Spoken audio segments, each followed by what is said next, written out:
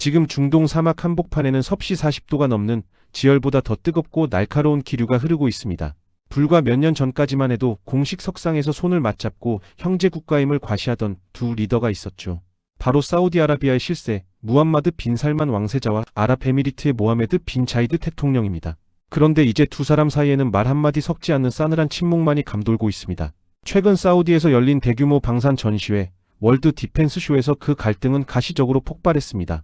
UAE의 주요 방산 기업들이 단체로 불참을 선언하며 사우디 행사를 외면해버린 것이죠. 외교가에서는 이제 두 나라가 돌아올 수 없는 강을 건넜다는 분석이 지배적입니다.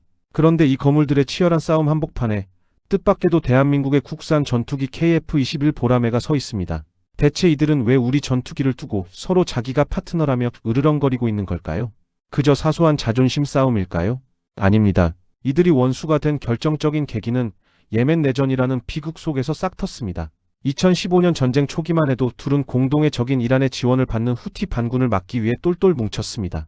하지만 전쟁이 길어지자 속내가 완전히 달라졌습니다. 사우디는 자국 남부 국경의 안보를 위해 예멘이 하나의 강력한 정부로 통합되길 원했습니다. 하지만 UAE의 생각은 전혀 달랐습니다. UAE는 예멘의 통합보다는 세계 해상 물류의 핵심 요충지인 홍해와 아덴만의 항구들을 누가 장악하느냐에 더 관심이 있었습니다.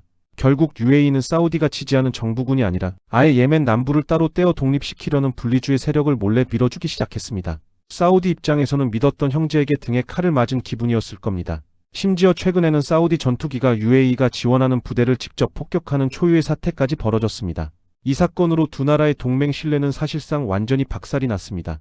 갈등은 총칼을 넘어 경제전쟁으로 번졌습니다. 사우디의 빈 살만 왕세자는 비전 2030을 선언하며 사실상 UAE를 향해 경제적 선전포고를 날렸습니다. 앞으로 중동에서 큰 돈을 벌고 싶으면 지역 본사를 반드시 사우디 리야드로 옮겨라. 그렇지 않으면 사우디 정부의 초거대 사업권은 꿈도 꾸지 마라. 이 말은 수십 년간 중동의 유일한 비즈니스 허브로 군림해온 UAE의 두바이를 정면으로 겨냥한 것입니다. UAE 입장에서는 수십 년간 피땀 흘려 일궈놓은 밥그릇을 형제라는 이름의 사우디가 통째로 뺏으려 드는 상황을 도저히 참을 수 없게 된 것이죠. 이제 두 나라는 석유 한 방울의 가격부터 관광객 한 명의 유치까지 모든 분야에서 서로를 무너뜨려야 하는 완벽한 라이벌이 되었습니다. 문제는 이 싸움이 우리에게 결코 남의 일이 아니라는 점입니다. 대한민국 경제는 지금 이 두 나라의 자본의 미래를 걸고 있습니다. 우선 사우디를 보면 우리 기업들이 사활을 걸고 있는 600조 원 규모의 네옴시티 프로젝트가 있습니다. 건설과 스마트시티, IT 인프라까지 우리에겐 제2의 중동 붐을 일으킬 거대한 기회의 땅입니다. 삼성물산과 현대건설 같은 대형 건설사들이 이미 현장에서 구슬땀을 흘리고 있습니다. 반면 UAE는 어떻습니까? 우리가 세계에 자랑하는 바라카 원전이 이미 성공적으로 가동 중이며 최근에는 무려 40조 원 규모의 대규모 투자 유치까지 약속받은 상태입니다. 만약 두 나라의 갈등이 더 깊어져서 우리에게 누구 편인지 확실히 정하라는 식의 이분법적 선택을 강요한다면 어떻게 될까요? 사우디 건설 현장에서 일하는 우리 기업이 UAE의 에너지 사업에서 보복을 당할 수도 있는 그야말로 외교와 경제의 지뢰밭을 걷는 절박한 상황인 것입니다. 바로 이 긴박한 지뢰밭 한가운데에 대한민국의 자부심 KF-21 보라매가 화려하게 등장합니다. 두 나라 모두 석유 이후의 시대를 대비해 국방 자립을 원하고 있지만 미국은 핵심 기술 이전에 대해서는 콧대가 높기로 유명합니다. 무기를 팔긴 해도 그 속은 절대 보여주지 않죠.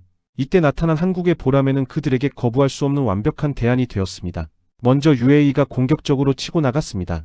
원래 공동개발국이었던 인도네시아가 미납한 분담금을 자신들이 한꺼번에 다 내겠다며 아예 공동개발국 지위를 통째로 넘겨달라고 우리 정부에 강력하게 제안했습니다.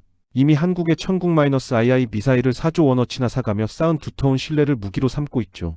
우리는 돈도 있고 의리도 있다는 메시지를 던지고 있는 겁니다. 사우디의 반격도 만만치 않습니다. 사우디 공군 사령관은 최근 직접 한국을 방문해 KF-21 조종석에 앉아 직접 성능을 확인했습니다. 이건 전 세계를 향해 보내는 아주 강력한 시그널입니다. 사우디는 규모의 경제로 승부합니다. 우리는 100대 이상의 압도적인 물량을 주문할 수 있다. 대신 사우디 땅에 공장을 세우고 모든 기술을 우리와 공유하자는 파격적인 조건을 내걸고 있습니다. 과거에 우리는 중동의 뜨거운 건설 현장에서 모래바람을 맞으며 제발 일감 좀 달라고 머리를 숙이던 처지였습니다. 하지만 이제는 상황이 완전히 바뀌었습니다. 세계 최고 수준의 전투기를 우리 손으로 직접 만들게 되자 이제는 중동의 최고 권력자들이 거액의 현금 보따리를 들고 와서 제발 한국의 기술을 우리에게도 나눠달라며 우리 앞에 줄을 서는 시대가 된 것입니다. 그들이 한국을 찾는 이유는 명확합니다. 한국은 약속을 지키고 기술을 나누며 실질적인 도움을 주는 파트너라는 확신이 있기 때문입니다. 결국 지금의 KF-21은 단순히 하늘을 나는 비행기 한 대의 의미를 넘어섰습니다. 중동의 두 사자가 서로의 자존심과 미래, 국방력의 운명을 걸고 벌이는 거대한 체스판에서 승패를 결정지을 가장 강력한 말인 퀸이 된 것입니다. 사우디와 UAE의 깊은 갈등은 분명 우리 외교의 큰 숙제이자 위기입니다. 하지만 동시에 대한민국 방산이 미국과 러시아, 프랑스와 어깨를 나란히 하는 세계 4대 강국으로 우뚝 설 수 있는 단 한 번의 황금 같은 기회이기도 합니다. 우리는 이제 영리해져야 합니다. 한쪽의 손만 들어주어 다른 쪽을 적으로 돌리는 우를 범해서는 안 됩니다. 한쪽 국가에는 현지 생산 기지를 제공하고 다른 쪽에는 중동 전체를 아우르는 정비 인프라와 후속 군수 지원 허브를 맡기는 시기. 아주 정교한 솔로몬의 선택이 필요한 시점입니다. 과연 우리 보람에는 두 사자의 갈등을 지혜롭게 조율하며 중동 하늘의 진정한 주인이 될 수 있을까요? 대한민국의 기술력이 전 세계 지정학적 판도를 뒤흔드는 이 짜릿한 역사적 현장을 우리는 지금 똑똑히 목격하고 있습니다.